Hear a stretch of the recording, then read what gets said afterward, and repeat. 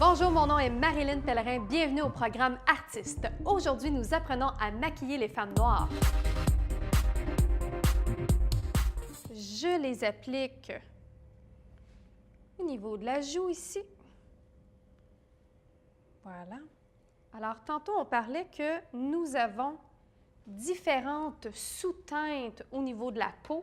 Alors, on doit aller chercher la bonne sous-teinte et on doit attendre que le fond de teint sèche un petit peu parce que le fond de teint va toujours foncer en séchant. Alors, je fais mes petits tests comme ceci. Et la différence, contrairement à quand on maquille une peau blanche, la couleur du fond de teint doit être exacte. Dans le cas d'une peau foncée, on doit toujours avoir le fond de teint plus clair que la peau. Alors, c'est vraiment avec la pratique que vous allez commencer à déterminer qu'est-ce qui convient le mieux. Donc, si on regarde, nous avons le premier ici, qui est bien sûr très pâle, mais beaucoup trop jaune pour sa peau.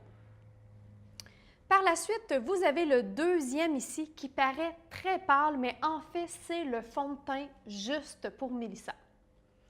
Celui-ci, beaucoup trop orangé et finalement, le dernier est beaucoup trop foncé. Alors, notre choix sera parfait, le deuxième ici. Alors, au niveau des correcteurs, comme je vous disais, on doit utiliser une palette conçue pour les peaux foncées.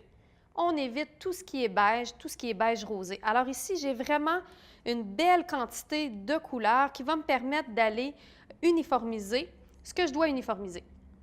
Donc, dans le cas de Mélissa, je vais aller plus dans ces teintes ici. Donc, je vais pouvoir me promener avec la première ici, la plus jaune du milieu et finalement, je vais pouvoir aussi utiliser la orangée. Les deux autres sont beaucoup trop foncés pour elle. Si on regarde plus haut, on voit que le dessous de l'œil est plus foncé. Alors, quand on a un cerne qui est plutôt brun, ce qu'on peut faire, c'est ajouter une petite teinte d'orangé à mon correcteur initial. On va à ce moment-là aller créer une belle lumière. Donc, je vais aller complètement sous l'œil. J'ai mélangé ma première couleur avec du orangé. Et je vais aller bien neutraliser le tout. Ça donne en même temps une belle lumière au-dessous de l'œil. Alors, vous voyez déjà, là, on a quelque chose de très intéressant ici. Je peux reprendre mon éponge et simplement estomper le tout. Je refais le même. Pendant que les faux cils sèchent, je vais aller faire les lèvres.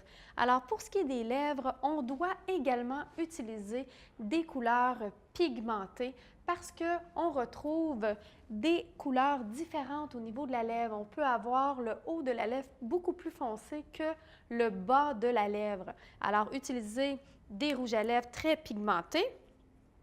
Les couleurs chaudes vont très bien. On peut aller du rouge très foncé au bourgogne, au brun même très foncé qui peut être très beau. On évite les petits roses, les petits corails, même chose. Et je vais appliquer partout sur la lèvre.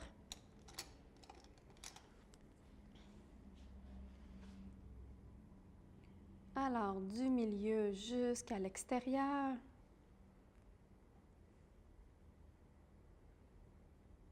Donc, un beau rouge profond.